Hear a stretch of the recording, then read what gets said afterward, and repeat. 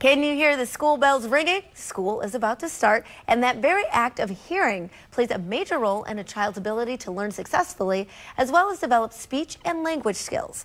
That being said, more than 1 million children in the U.S. have hearing problems, with ear infections as the most common cause of hearing loss. Dr. Regina Presley of the Cochlear Implant Center at GBMC joins us now with more. Dr. Presley, welcome. Thank you for having me. I'm glad to have you here. So, ear infections leading to hearing loss.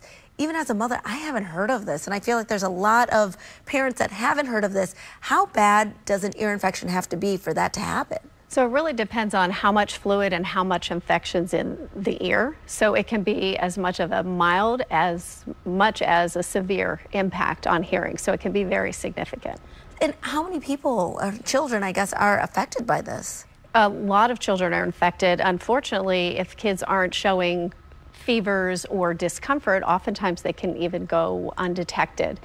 So it's very important to try to stay on top of that. So if they're pulling at their ears, not responding well, responding inconsistently, again, or fevers, things like that, those are things that you want to pursue with the pediatrician. And those are the symptoms that I think sometimes we see. How long do they have to persist for us to know that it's really a problem and not just something that's passing? No, I think if you see it consistently over a day or two and they're just not themselves or irritable, it's worth taking a look at. All right, so parents just going in and seeing the doctor, letting them know what you're seeing.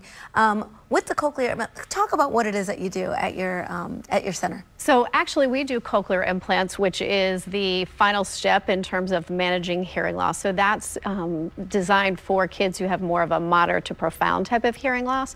That's not as common as we see with things like ongoing ear infections, monitoring hearing for that, as well as more of the mild to moderate types of hearing loss, because all of hearing loss impacts kids both socially, academically, developing their speech and language. Can you talk about that impact too, about when you're going into school and you can't hear why, I mean, I have an idea, but for what it is that you're seeing with students when they go to school and they can't hear properly, what are the lasting implications of that? So it actually starts much earlier in life when we're seeing the ear infections, is that if we aren't getting the input or the input is muffled, then children aren't able to develop their speech and language skills. So not only are they not learning the vocabulary, they may not be producing it properly.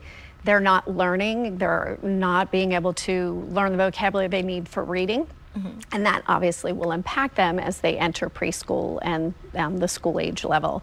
That also impacts them socially, because if they're not able to interact appropriately with their peers, it's hard to make friends. And if their speech isn't understandable, it's hard for people to want to communicate with them just because they can't understand what's being said. So what should parents be on the lookout outside of the ear infections? Just a child, what are some of the symptoms that we would encounter with a child that is not hearing properly? So if you notice that a child is asking for repetition, they're not responding consistently to you, or maybe they're not following directions appropriately, if they have trouble interacting socially, if they're not developing speech and language skills, just any developmental skills if they're not on target, those are good indicators. And is there a certain age that you should start getting your hearing tested, or do you want to wait until there's actually a reason to? So all babies are screened in Maryland, so before the babies leave the hospital, they'll have an initial screening. Anytime after that, if you have a concern, contact your pediatrician immediately for a hearing screening. Schools will do screenings preschool, kindergarten, first grade, and 8th grade. Oh, great. But again, during any period of that time, if you have any concerns, because hearing loss can arise at any point, you want to make sure you follow up. Great. And we can follow up with you as well. I know that we have some of that information on the screen. Where are you located? We're at the Greater Baltimore Medical Center on Charles Street. All right, perfect. And you can give that number a call too, 443-849-8400. Dr. Presley, thank you so much for being here. Thank you for having me. Appreciate it. And we'll be right back with more Midday Maryland right after the break. Stay tuned.